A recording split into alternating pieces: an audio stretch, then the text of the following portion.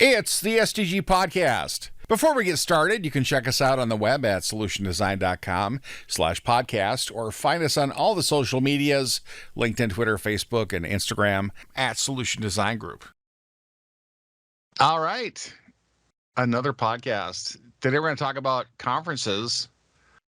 And we have a special guest joining us, Jeff Urban. What is your new, you're the training guy now, the training and learning, and you put on the OSN conference, all that kind of stuff. So I don't know an official introduction for you. You're just the guy that does all that stuff. I do stuff everybody else doesn't want to do. And hopefully you like it. Yeah, Yes. and they're like, "Hey, why don't we have Jeff do this?" So Miscellaneous. All right. It's worked out pretty well. But technically you're head of communities, is that? Yeah, I think my official title is Director of Communities. That's what it is. Excellent. A lot of learn, share, and connect type stuff. I guess we should say hi to the rest of the podcasters. Hi, I'm Els Tahura. I'm Peter Lawrence. And I'm Chad Jetner. And I'm Kyle Bacher. So I want to talk about conferences as a organizer, as a speaker, as an attendee. Tech conferences, I think we've all been to them. Has everybody spoke at a conference? Presented? We can count big event. Peter, Big you event. haven't? Not at a real conference. Big event I have for sure, but Yeah. No, big events are real. Like if there are signs on doors telling you what the schedule is and who's speaking, I think that's a good barrier for, now it's a real conference. I've definitely done that. I thought it was if there's swag. I spoke at Born Tech. Maybe. Does that count? Yeah. And Chad, you've spoken? I have, for sure, yeah. It's been, outside of the big event, it's been a while, but I used to. I've done a couple SharePoint Saturdays here in town, but I've never done like a big national. I'm not a big deal in that community. Yeah.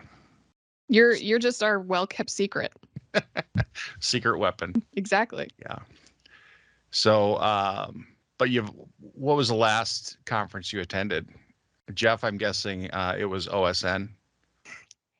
It was. I was at OSN. I'm actually scheduled to go tomorrow because the mini bar is actually tomorrow. So we'll be attending mini bar for part of the day to check that out as well. But yeah, otherwise it was OSN last week.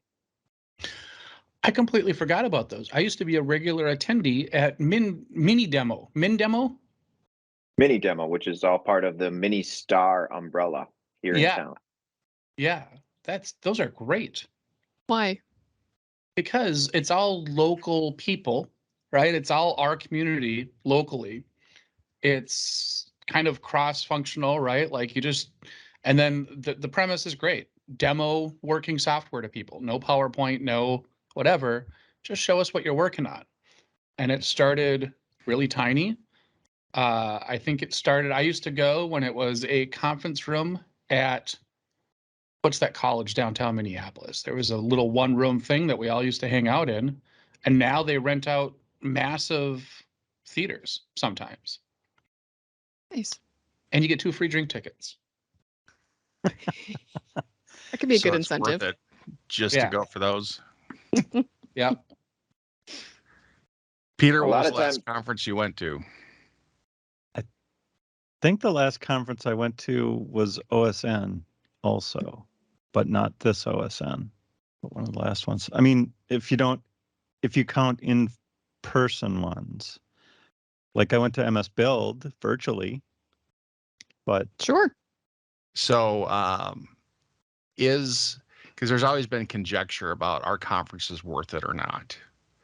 Like if you're going to travel, go to like a big national conference, hotel, all that stuff. Like, is it worth the cost? Depends on why you're going, right? Like I've always find conferences can kind of turn into something that you didn't expect if you're already there, but I like to go into them with a goal in mind, and that can be pretty varied, right? It can be anything from I've been working on something on my own and I really want to just show it off for people. And so this is just a kind of a capstone on a big set of work. It might be networking and just getting to know other people in your field or in a field you'd like to go into. It might be trying to find new coworkers. Like you might be there on the little hiring booth or just there as just an informal ambassador. But out headhunting. exactly. Yeah. It just kind of comes down to what's one takeaway that you want to have. And I think that has helped me get more out of conferences than if I'm just like, I'll go there and I will wait for things to happen to me. Yeah, you can't go and stand still and expect the excitement to come to you. That's for sure.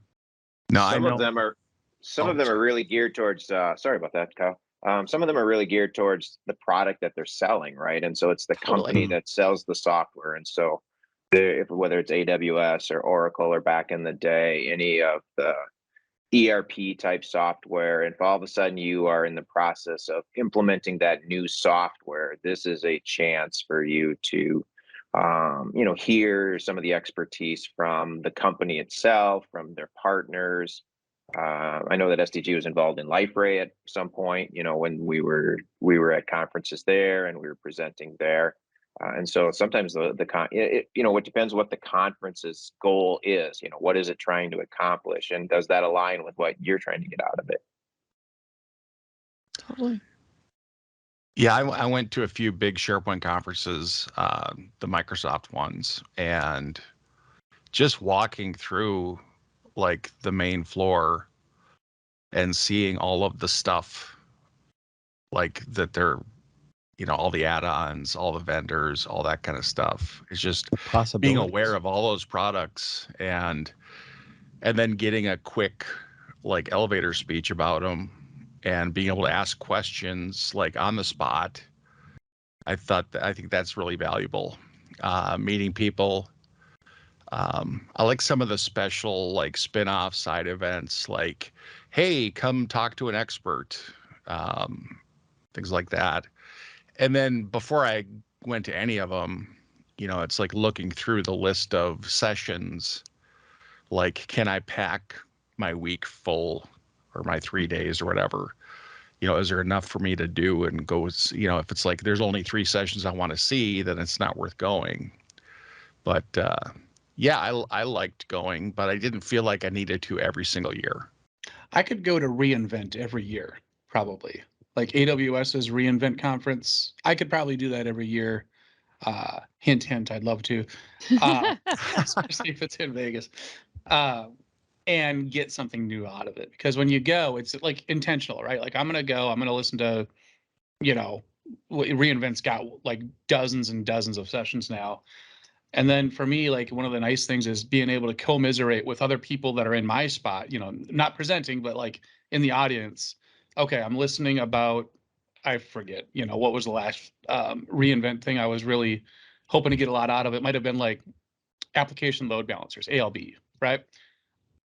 Commiserating with other people using X product or, trying to get X amount of information out of a presentation. And then like, oh yeah, I'm not just a lone idiot up in Minneapolis having this one weird one-off problem. I can commiserate with other conference goers and to a degree, you can actually like, it's your opportunity to make some of the products you're using better by giving that feedback there in person, which is a little bit harder to ignore than filling out a feedback form on a website. So I'm wondering with that, Chad, I've talked to a lot of people who are like, yeah, I really want to go to reInvent. I want to go to, Minnesota Developer Conference, just a conference, and they do want to learn about some of the tech, but they don't know anybody. So how do you like start commiserating with people? Like, are you happen to be in the same session and you just turn your head and start chatting with them? Or how do you start to build a network if you're not there with a small group of other people? Yeah, I mean, either there or attend every extracurricular, right? Like usually you don't go to a conference and you end up there.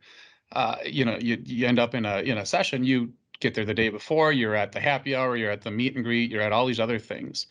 I do that a lot, and then I will also just if I'm sitting next to somebody that looks like somebody I want to talk to, I will literally just, hey, what's going on, wacky ass? What have you get their feedback on what's being presented. So that's me though. Like, attend extracurriculars.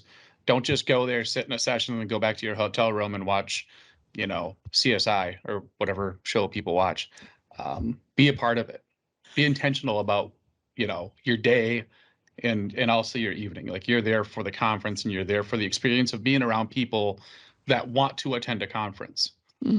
Yeah. Spin your introvert hat around to extrovert, and know that you're going to be exhausted if you try to put yourself out there, but do it anyway, because you may make an acquaintance, you may find out a nugget from somebody else that's sitting there or looking for a particular thing. And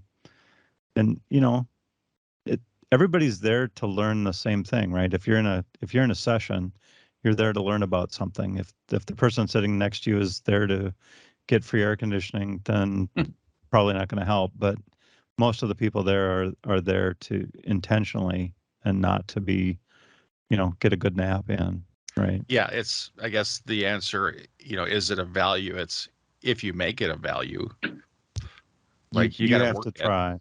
Yeah.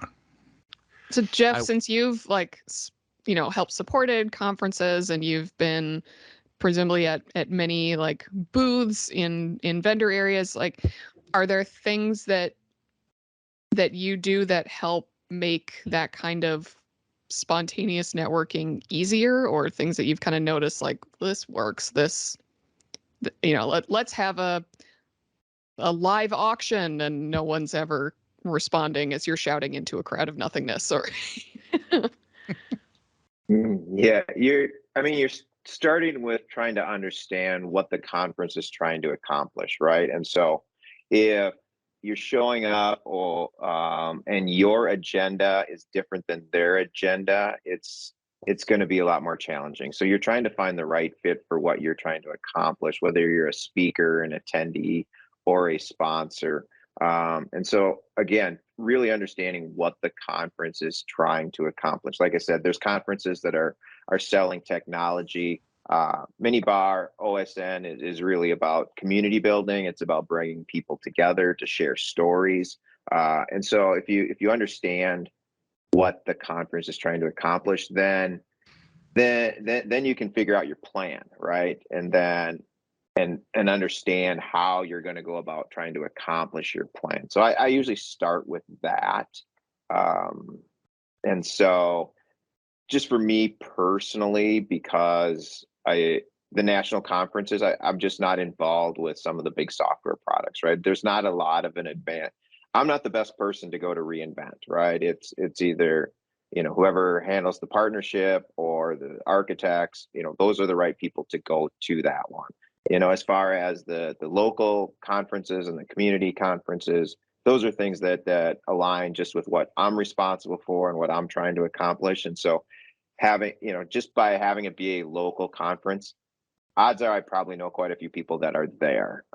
And so that makes it, as those of you that have attended OSN, you spend a lot of time just running into people that because it is a local conference that has a similar demographic to the people that you work with. And so then that in itself can be a big reason to attend. It's a small town, believe it or not. No matter how many million people live here, the IT community is pretty small.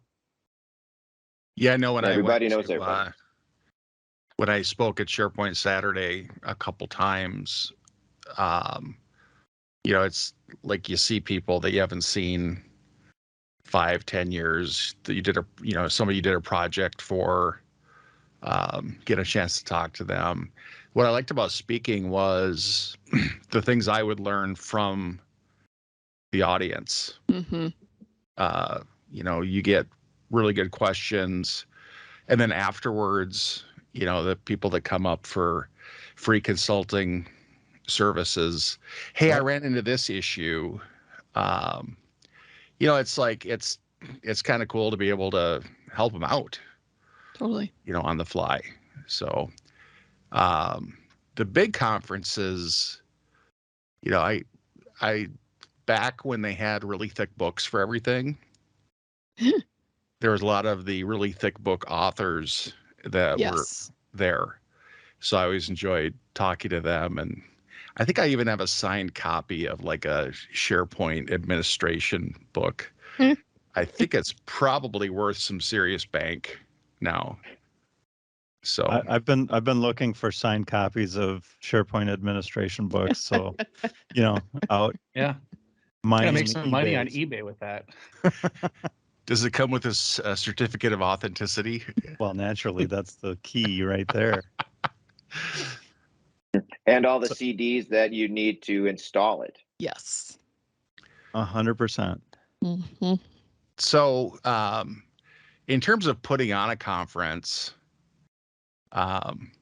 we do a big event every year. It's basically our one night lightning at a bottle conference, 50-minute sessions, 15 in sessions in 3 tracks. And that to me seems like a heck of a lot of work. I can't imagine what it's like. Well, I can, because you work on it like half the year, putting on probably year round, doing stuff for OSN, Jeff. Yeah, I think we'll start rebuilding the website here in July. So I'm going to take a couple weeks off at the end of June, and then we'll go from there.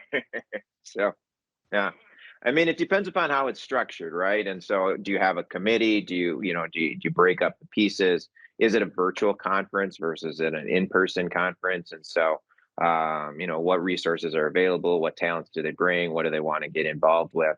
Those are all things that are to consider. And then what's the scale? What size conference are you looking at? And have you done it before? One of the things about attending conferences, and I'm sure you found this, Kyle, is by going multiple years is totally different than just showing up one time and expecting it to be something pretty special. I mean, it's going to be, but if all of a sudden, I compare it to being a chamber of commerce member. If you show up to one event as a chamber of commerce member, you're not going to necessarily get business from that one meeting.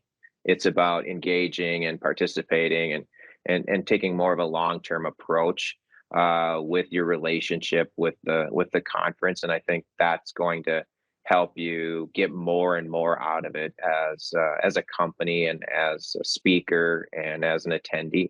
Definitely. It's hard.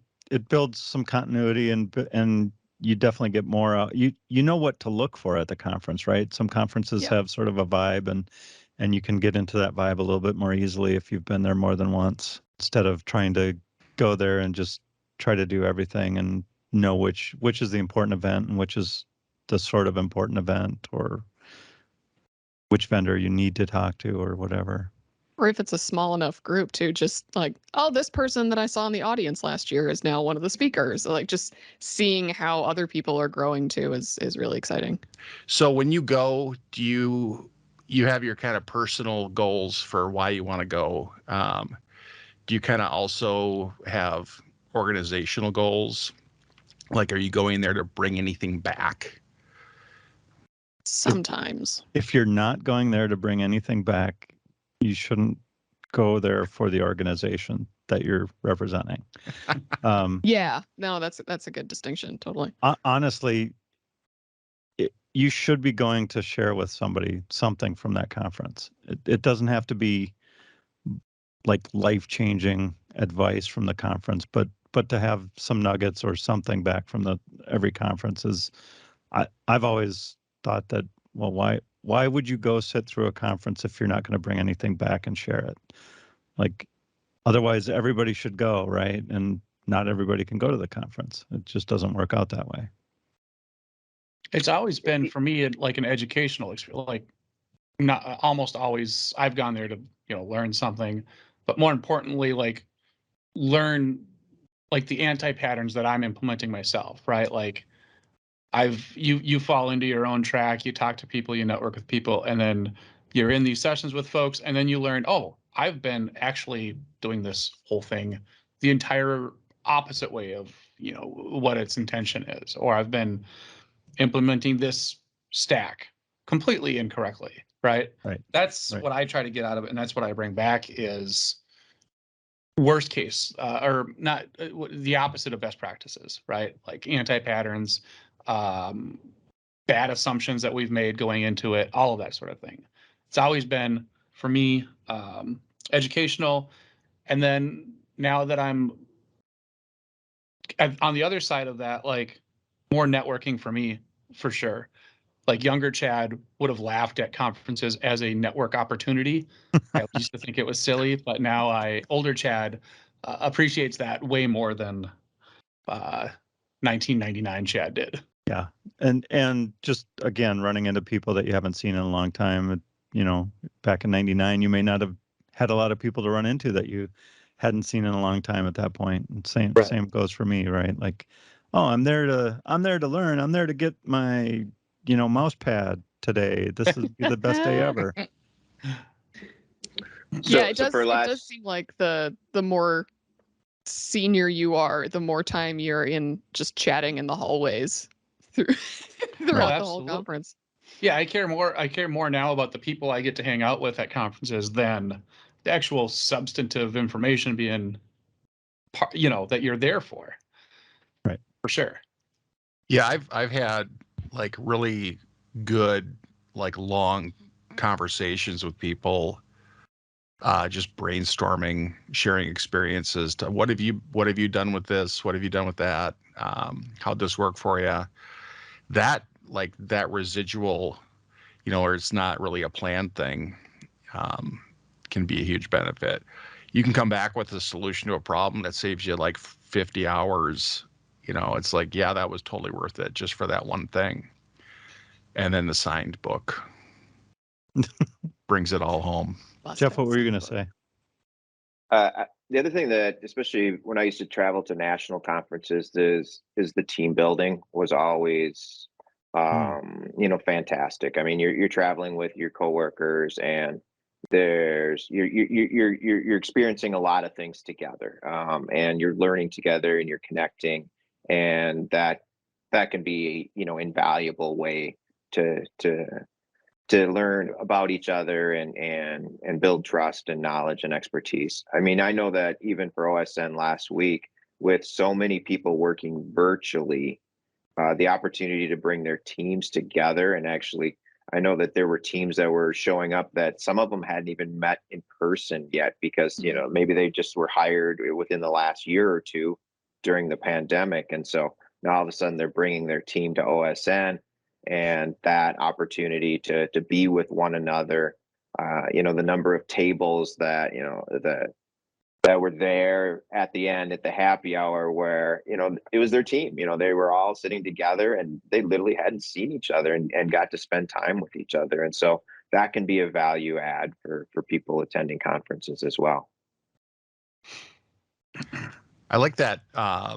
You get that focused time as well. Like you're going there and you're engaging and you're watching sessions and doing all the stuff you do at a conference. And if you try to do that, well, I'm just going to watch videos and I'll just get a subscription to this. And it's like, yeah, how much of that do you actually take advantage of after the fact? And it's not really an immersive experience, like a conference is. So it's like you get this time to focus on that, just kind of learning and just awareness of all the stuff happening in your industry with the products you work with. Your calendar's blocked off and people have lower expectations of being in contact with you because they know that you're at a conference. So they do tend to leave you alone. Like, oh, they're going to be in a session. I can't really call them right now. I mean, I can, but I'm not going to. If anybody calls these days, I'm not sure, but that kind of thing. You're not going to set up a Teams chat during a session necessarily. I always felt bad for the people that obviously were embroiled in projects or like an invaluable part of an organization where they had to be available. You know, you watch them like they're in and out of every session. You know, that's like 10 minutes in, they get a call, then they're back 15 minutes later, and it's like just to be able to enjoy that learning time without those interruptions is nice. And that's important to do and to make your team aware of it, right? Like, I'm going to this conference to learn, and it's almost like I'm going to Hawaii, but not quite, where I'm not going to be reachable. I'm not going to be picking up my phone just cause, right? Like, just leave me alone for a little bit. I want to learn. But if you were to go to Hawaii, you'd bring your work laptop with you and you'd check in every morning like a regular person, right? I wouldn't bring my work laptop because I'd be worried about losing it, but I would bring a laptop and I would check in probably still. Yes. Yeah. Just like at a conference. So we've previously just talked about like good presentations, but is there anything different about a good conference presentation from a good presentation you might just give with your team at work? I mean, usually the conference ones I'm looking for either introduction or depth, right? Like I either want, like, I don't know anything about this, but I really want to just have a taste of it. Give me the 101 and get through enough in an hour or the presentation time to give me a good taste of this. If you have to code some of it behind the scenes or whatever, that's fine. But like, oh, here's this 101 and here's a picture of a screen of a picture of a screen. Like, no, I want to see doing. I want to taste it. Or I want to know the in-depth part that you're covering. Like, we're going this rabbit hole. This is the rabbit hole we're going to cover. And we're not going to get out of that rabbit hole at all. That's what I'm looking for these days anyway. Yeah, like skip to the hard stuff, right? Like the stuff that I could sit at home, like the hello world. I don't need that. Go right to the hard stuff. Yeah. I've found I'm much more open to like a slide of like further resources at conferences than I am at work, because it's like, okay, well, if there's more to tell, just tell me. I work a desk away from you, or we're on Slack together. But yeah, at conferences, like, okay, I understand there's only an hour. I may not see you again for a year. Right. Give me a book. Give me a video. Give me a You're in it for the bibliography, really? Sometimes, yeah. Yeah, okay. Totally. Give me the appendix. All right.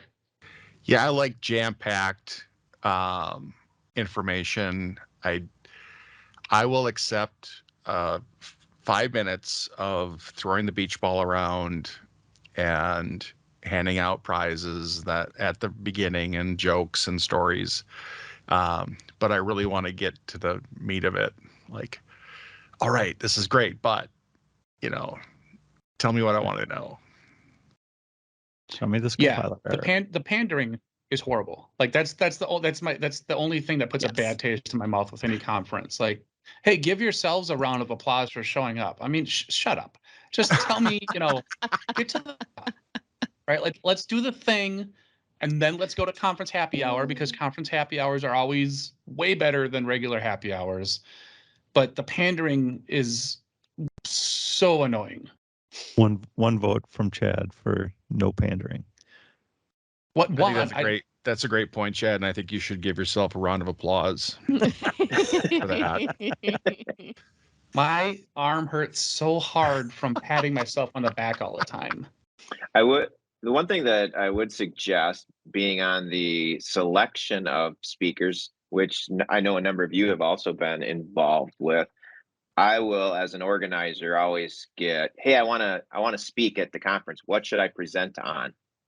And I appreciate the question and I understand the question, but you have no idea what the what everybody else is submitting, right? And so if it's something that's really important to you, the biggest suggestion I have is submit multiple presentations. Submit 3 different ideas, because Maybe you want to do a presentation on React, and all of a sudden they happen to get a submittal on, the top React architect in the country, and guess what? You lose, or it's the top React developer from their key sponsor. Guess what? You lose. And it's not to say that your presentation wouldn't have been fantastic. It's a numbers game. They're still trying to put together a schedule. And so if you give them multiple options, because a lot of times when you're submitting, you don't have to have it fully baked. You just have to have the basic concepts and the summary put together, and you're going to have time to put it. There's some that actually make you submit the entire presentation, but most don't. And so just by submitting multiple presentations, you're going to put yourself in a better situation and a better chance for actually getting the opportunity to speak. Yeah, and then having, that one or couple submissions be really geared towards, okay, how do you hook people in? Like, you could have the Yes. most interesting presentation in the world, but if the readers aren't getting excited, the title absolutely matters. Intro to React. Nope. That's not going to get it. Let me tell you how you can use React to create a beer meister, right? It's literally understanding your audience, and they're not going to read. The people that are attending, they're going to look at the titles, and you'd like to think that they're going to get to the third paragraph and realize, holy cow, this is Einstein-like material that they're putting together. But they're not. But they're probably not. No. And so make sure the title is catchy and it's accurate. Obviously, it represents what you're presenting. Don't be misleading about it. But the title goes a long ways with people that are selecting presentations. Yeah, if you can't piece together an interesting title or an interesting description, how are you going to make an interesting presentation? Jeff, do you actually get to attend a lot of the presentations at OSN, or are you too busy to organizing and doing your thing? I don't get to attend any of them. Jeff's just running a marathon. Yeah. It's we end up spending either getting calls and solving things that have come up that are unexpected, spending time with the sponsors, because this year we had 40 sponsor tables, and so you want to spend time and make sure that they're getting their needs. And then there's just people that are just coming up that I've known for, obviously I know a lot of people that attend OSN, and so the opportunity to see them and get a chance to talk to them. I typically walk down both hallways a couple times just to see how the rooms are looking. If there's any problems, I will hear about that, but I don't get to attend the sessions themselves. So how do you know if it went well? As far as the presentations themselves? Yeah, or just the overall conference in general? conference. Yeah. I get a lot of feedback. I ask for a lot of feedback, and so I typically, I'm going to hear, I'm going to always hear the good things because people like to share good news with you. And so I realize that it's a little bit biased, towards that side of things, but I will reach out to the sponsors and say, hey, what went well? I will reach out to all of the volunteers. Hey, what didn't go well? What caused problems? Other organizers, I'll be talking to them. I'll be reaching out to all of the speakers and reaching out and saying, hey, any suggestions? How do we do? And so I've stopped doing the formal surveys of all the attendees because I just don't know who's filling it out. And so again, it's like asking for somebody to give you feedback on your presentation. You should be asking somebody that is really good at giving feedback on a presentation, right? Mm. That's going to give you the most value, and somebody that you trust and is going to is going to be able to tell you things directly, but you're going to be accepting of their feedback. And so the good news is a lot of the sponsors, a lot of the speakers I've known for a really long time. They've been a part of OSN for a really long time. So, they're going to be pretty open about it. And then I have to make sure and be very accepting of their feedback and understand, what's valid and what is something that they just don't have the same information that I have, but I see why they felt that way. And so what can we do to try to make it better next time? Yeah, I'd say for a speaker, making sure that your presentation matches your topic and description. If you get that feedback of, I thought this was going to be about something completely different, that's not good to hear.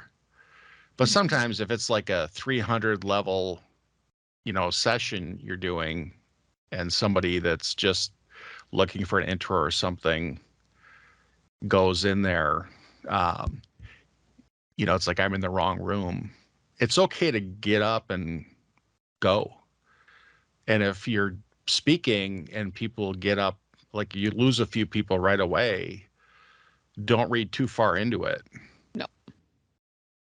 Yeah, and the other thing I said is, don't. I mean, you have a sense when you're speaking, right? You can tell whether the audience is engaged. I wouldn't get overly concerned about the number of people that are attending your session as well, because it's just a reflection of the demographics of who's actually registered for the conference, versus the quality of your presentation. There isn't a direct correlation. I mean, you are reliant on that the people that are attending the conference are interested in your topic out of the 42 presentations. And the other problem is that you may get the schedule and you're like, oh crap, I have to speak at the same time as Kyle.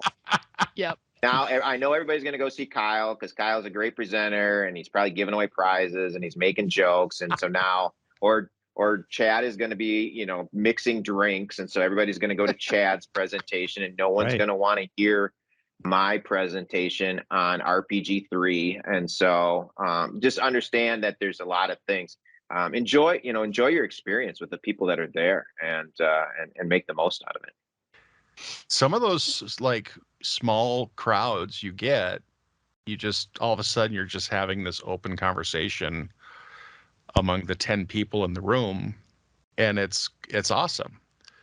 I think that trying to like figure out a topic, if you're just going to speak, like trying a few different topics, but maybe you're really good at just one part of it, you specialize, you're just passionate about something, then I would like try that.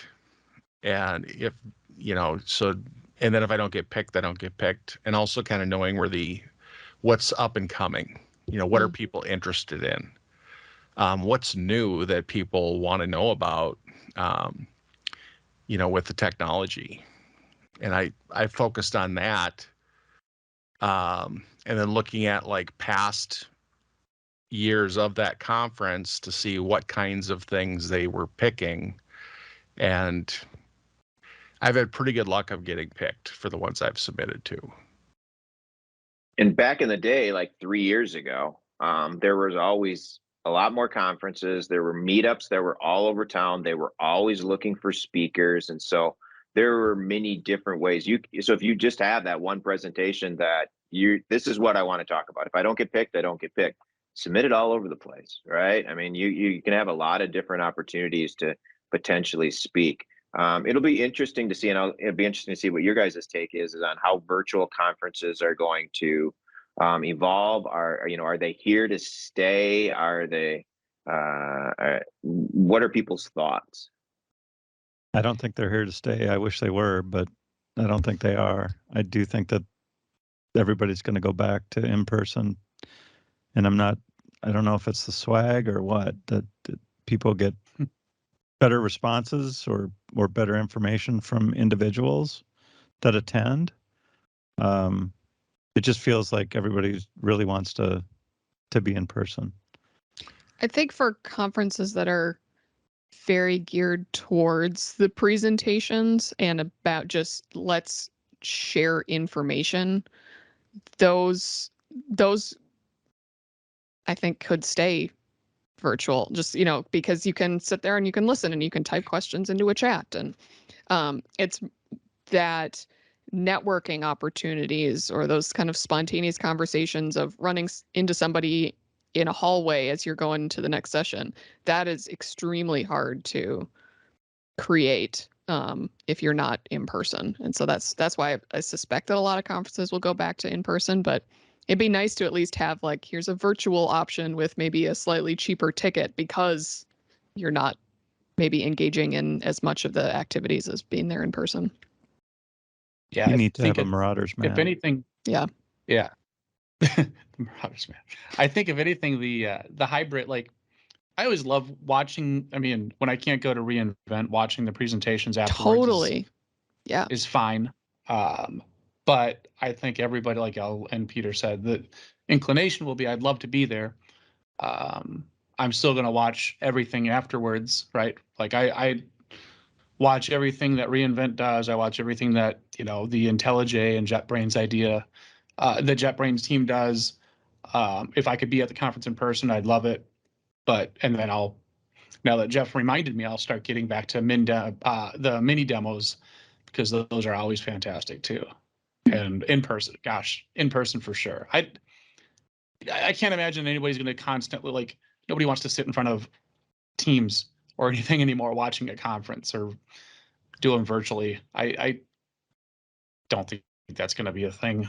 But I didn't think electric cars were ever going to be a thing either. So Yeah.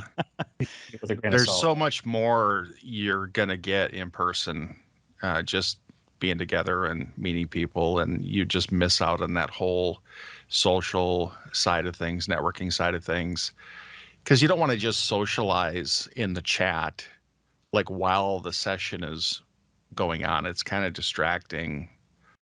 Yeah, instead of leaning over and talking to one person, you're leaning over and yelling to the entire room a Yeah. funny statement or something like that, right? So, But that being said, I mean, OSN was virtual last year, and that seemed to go, I will say, like, that seemed to go really well. And one of the things that, at least from my perspective, helped was that, yes, you had separate rooms for each of the presenters, but there were virtual networking opportunities in between sessions, and there was lunch panels where you got to at least kind of eavesdrop on some larger group conversations instead of having one person talking into what can feel like the void. I think it is possible to accomplish some of the advantages of a conference. That's helped by, if you have a good conferencing tool to use. But yeah, so I think all is to say, yeah, we'll probably go back to in-person stuff, but when we did have to do virtual for world reasons, and it still, I think people appreciated having space to meet however they could. Yeah, you just have to know they're two different things. Totally. A virtual conference is not an in-person conference. But I thought the virtual OSN conference, I think that went really well. Yeah. It was just a virtual conference. Like, that was the downside, was that it was that. It had nothing to do with the content or any of it, people were engaging, they were asking questions. That's always my litmus test is, Yep. like, are people like asking questions? Yeah, Jeff, was And I it sort think- of like just organizing a brand new conference? It is as much work as doing an in-person conference. And Mm. so, the amount of work, with the big event, a number of you helped, putting on behind the scenes and the volunteer.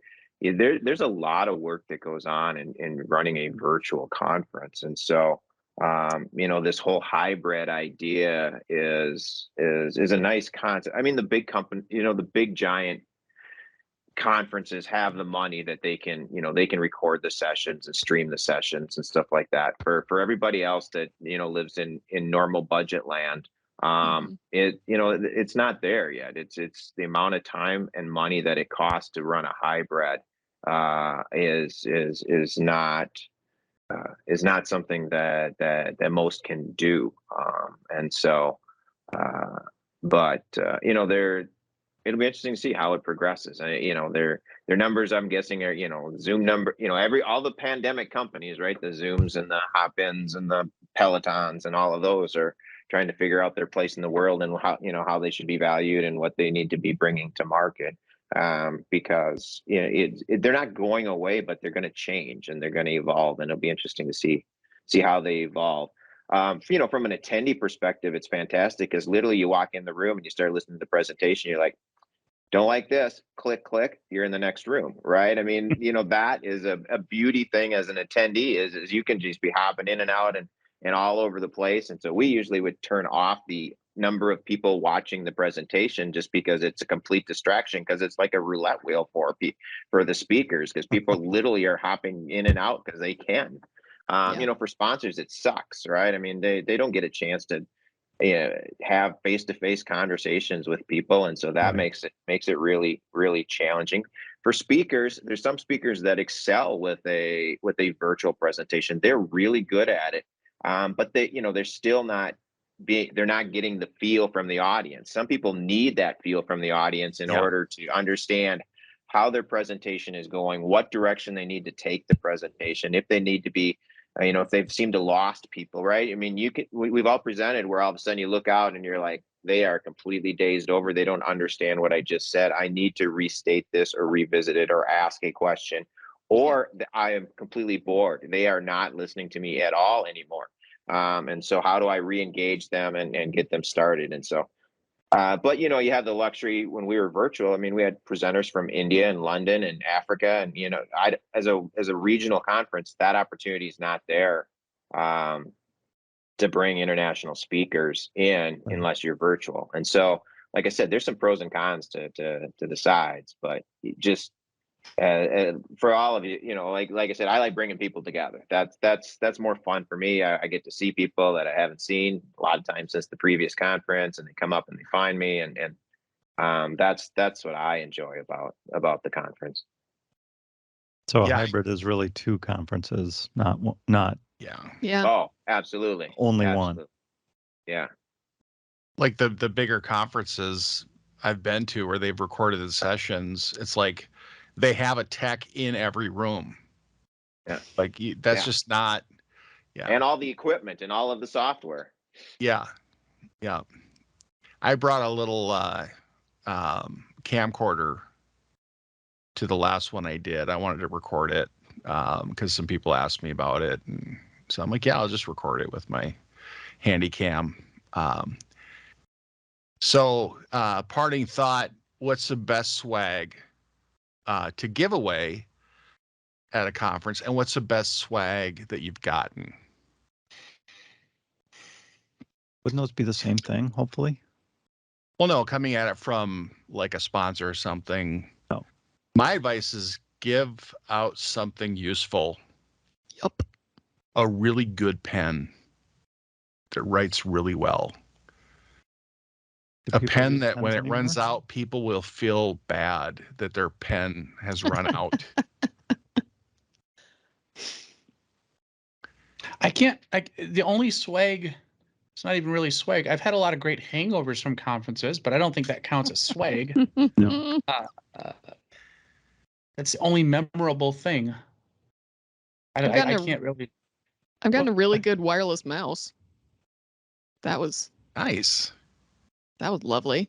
Yeah, I think tools that are useful to the people, even as old-fashioned as pen and paper, right? Notebook and a nice pen.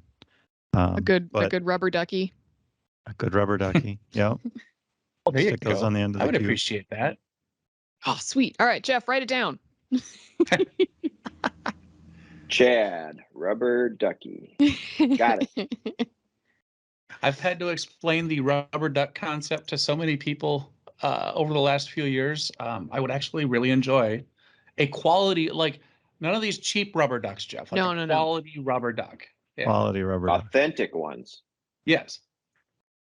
If it's not a Jensen rubber duck, it's not a rubber duck. Awesome. Well, Jeff, thanks for showing up. Appreciate it. Thank you, Jeff. This is kind of like, first time caller, long time listener, since it's awkward. One, all of you speak way slower than I listen to you at. 'Cause I have listened to all of your podcasts.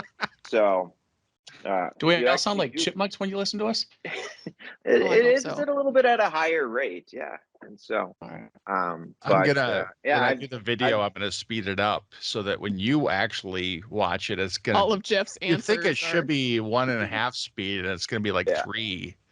Yeah. Just to trick you. But kudos to all of you. I mean, you guys do a fantastic job with this podcast. I truly enjoy listening to all of them, and I do gain the knowledge and expertise, and the fact that you guys are willing to share your expertise and your knowledge means a lot. And so thank you so much for all you guys do. I know it's not easy, and I know it takes a lot of time, and if I'm your only listener, you're getting high scores. So, but Nice. Thanks, Jeff. Thank you. I enjoy your podcast, and thanks for having me on. Thank you. I guess we'll say goodbye, everybody. Goodbye, everybody. So long. Solution Design Group is a digital product consultancy in Minneapolis. Check us out on the web at solutiondesign.com or look for us on Facebook, Twitter, LinkedIn, and Instagram at Solution Design Group.